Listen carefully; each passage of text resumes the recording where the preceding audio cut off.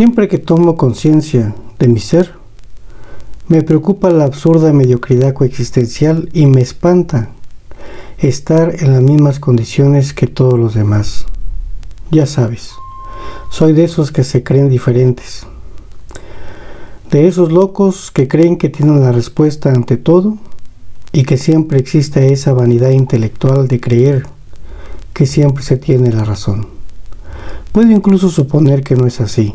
Sin embargo, seguiré suponiendo que yo sí pienso, aunque tal afirmación es común, pues todos especulamos que pensamos. Absurda redundancia, aunque no sé si creer que pensar sea disertar, quizás solo sea elegir, así lo ha determinado el vulgo, como muchos creen. Tal vez solo sea vivir o sobrevivir. Es decir, siempre me ha sorprendido las formas pragmáticas en que nos relacionamos, sobre todo porque todos creemos que pensamos lo que hacemos. El caso es que pienso que estoy fuera de un contexto sociohistórico. Mi visión del mundo es simple, ya que no estoy en el lugar correcto. Hay ocasiones que me molesta toda la cultura mexicana con sus usos, costumbres y tradiciones. Hay otras ocasiones que me enorgullece tanto sus expresiones manifiestas, me enorgullece tantas revelaciones que determinan nuestro pensar, y vivimos siempre tratando de mantenernos en esa superficialidad existencial con la tragedia y la lástima en nuestra piel, y a través de nuestra lengua mordiendo y masticando cada palabra, cada expresión, pero siempre con la vanagloria de saber que somos algo más, y esperando que el mundo algún día nos comprenda. Es un poco absurdo porque estamos acostumbrados a manifestarnos en la vacuidad existencial y con la grandeza epopeyesca en nuestras expresiones coloquiales y corporales, donde el gesto y el ademán es más significativo que nuestra propia expresión lingüística. A pesar de que no seamos aparentemente nada y todo, siempre nos mostramos con magnificencia entre los superlativos del yo, los cuales se manifiestan en cada frase y ademán que expresamos, en todo y para todo. Así lo diviso en todas y cada una de las relaciones que establecemos con quienes la cultivamos. La verdad es que somos una sociedad injusta, viciada, ignorante, ególatra, pusilánime, egoísta, individualista, llena de prejuicios y mitos y leyendas que inundan nuestra mente y espíritu de banalidades esotéricas y épicas historias de magnificencia, riqueza y poder. Quizá por eso nos cultivan y nos cautivan tantas historias de héroes y heroínas, no importando quiénes sean ni a qué se dediquen. Evitamos tomar en serio los problemas de la vida, preferimos reírnos de ella. Tenemos intolerancia al dolor y lo evitamos con festividades y carnavales que nos hagan olvidar nuestra miseria, sobre todo la coexistencial. Preferimos embebernos en los océanos de la posmodernidad con el entretenimiento en las redes sociales, en la televisión o en cualquier medio de comunicación, mostrando actitudes compulsivas, abrasivas, ácidas, llenas de recelo y resentimiento, pero dialécticamente confiados, sensibles, humanos, con el corazón en la mano y a flor de piel. Nos las pasamos platicando de banalidades cotidianas, de los supuestos políticos y su quehacer político, y creemos que estamos en la cúspide de la interpretación científica de la ciencia política, haciendo política en pueblos, barrios, bares, en la calle, en los restaurantes, hablando eruditamente de las estrellas del fútbol o de la farándula, manifestando nuestro desacuerdo con la educación de hoy en día, de la perversión del menor o la corrupción del mayor. Siempre en convivencias y reuniones familiares, ya sean las llamadas comilonas, donde el alcohol es la clave del supuesto pensar y sobre todo del bienestar en general. Así, cuando veo las noticias y en las redes sociales expresiones, información, comunicación social, comercio, denuncias, chismes de la farándula, violencia explícita y tanto explícita como implícita. Lo único que puedo apreciar es la heterogeneidad del ser humano en gustos, percepciones e ideas sobre la vida y la muerte y el cómo deberíamos vivirla. De tal forma que todos creemos tener la razón y la exportamos. Y otros casos, siempre que está en nuestras posibilidades, la proyectamos. Esa es la grandeza y la debilidad de ser diferentes. Siempre me avergüenza solo el sentir, el pesar y el malestar de una cultura en decadencia como lo enunciara Spengler, casi a mediados del siglo XX. Pero difícilmente puedo afirmar lo contrario. No hay forma de sentirse esperanzada hacia un futuro donde se observa a un ser humano incapaz de cultivar su pensamiento e incapaz de sentir en la piel la destrucción de su hábitat, de su sociedad y de su cuerpo. Las relaciones humanas son demasiado compulsivas, mucha sangre en el torrente sanguíneo que busca sentir a borbotones, perdiéndose en la hipersensibilidad de los excesos, en el embotamiento sensorial y en el bloqueo racional. Apenas escuché a un politólogo argentino hablar sobre la peligrosidad de las percepciones, el fortalecimiento de las ideologías y su consecuente relación con la peligrosidad del equilibrio emocional y psicológico de las mentes resentidas y rebeldes. Y me puso a pensar que, en efecto, las relaciones sociales son una manifestación abstracta de una cultura basada simple y llanamente en la mercancía, como bien lo planteara Marx.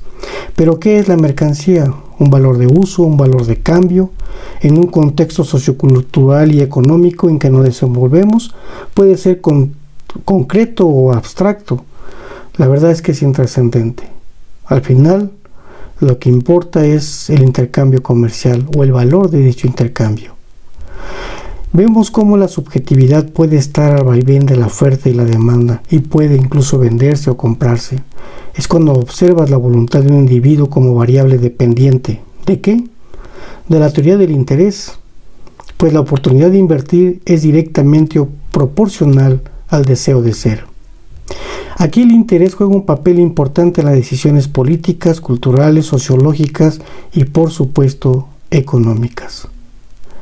La voluntad depende indudablemente de las condiciones de supervivencia en la que se está inmerso un individuo, ya que su forma de ser y la voluntad que la dirige siempre va a estar determinado por los intereses subjetivos que hacen que dependa de las condiciones posibles, coexistenciales y existenciales. Es esta una cuestión vital y no podemos prescindir de ella. Por más que nosotros queramos pensar que somos distintos, al final nos dejamos envolver por todo un sistema social, económico, basado en la teoría del interés, donde prevalece el valor de cambio y el beneficio que puede otorgar dicho intercambio comercial. Por mucho que queramos ser diferentes, la cuestión coexistencial y existencial siempre va a ser: ¿qué es lo que nos hace ser diferentes? ¿Pensar? ¿Revolucionar mi entorno? ¿Revolucionar la sociedad? ¿Creer que estoy haciendo yo el cambio? ¿O pensar que el cambio somos la colectividad? ¿O nos seguimos dejando envolver por este individualismo del sistema de capital? Al fin y al cabo, cuando yo creo que cambio, entonces cambia también el sistema social. Pero entonces se contradecirían las tesis marxistas. No es la conciencia del hombre la que determina el ser, sino por el contrario, el ser social es lo que determina la conciencia del hombre. Siempre buscamos el cambio. Queremos ser diferentes. Queremos vivir diferentes. Queremos una distribución social de la riqueza diferente a la que estamos viviendo. Pero hay ocasiones que te pones a pensar si las naciones o los líderes que en cierto momento lucharon por esa transformación social no lo hicieron, o lo hicieron posible, más bien, y hubo mucha gente que murió en el proceso, en la transformación de una sociedad diferente. ¿Qué es lo que hace que el ser humano siempre vaya hacia atrás y vuelva a regresar a su estado de no ser? Y el estado de no ser es muy simple. Si alguien no vivió las peripecias de la Revolución Mexicana, pues no tiene conciencia de lo que significó la ruptura institucional del poder. Si alguien no entiende en qué consistió una independencia de México y por qué se llevó a cabo, pues no va a entender la importancia de romper un colonialismo tan imponente como el que vivimos en México. ¿Qué es lo que buscamos? ¿Cómo vamos a transformar un sistema social? ¿Lo vamos a transformar simple y llanamente a través de manifestaciones? ¿A través de una lucha estéril donde siempre va a haber muertes, asesinatos, desaparecidos?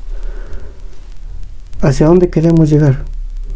A mí me preocupa mucho porque siempre veo en redes sociales, en Facebook, en WhatsApp, mucha información sobre que debemos transformar, debemos cambiar, debemos ser, y hay muchos teóricos que citan y citan, de verdad hay muchas citas, mandan muchas citas de diferentes filósofos, sociólogos, economistas, pedagogos, filósofos, y te preguntas, ¿y para qué me sirvió todo eso?